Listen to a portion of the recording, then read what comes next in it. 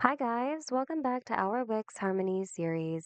Today we are going to learn how to add a social share button to your site to make it easier for your site visitors to share your content to the world in an instant. Let's get started. Click the Add button on the top left. Here, go to Button and then scroll down to the Social Share Buttons section. There's only one option, I believe, so go ahead and click on that. By the way, a social bar is different from a social share button. So, social bars allow you to link your profile on those certain platforms so that your site visitors will be able to access your profile and follow you on that profile.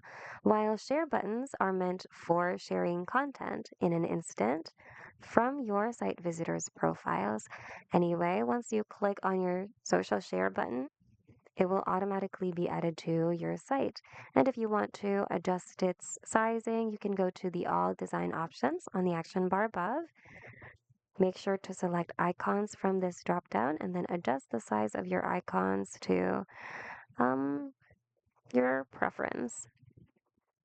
Apart from that, you can also adjust your text's size and their overall spacing.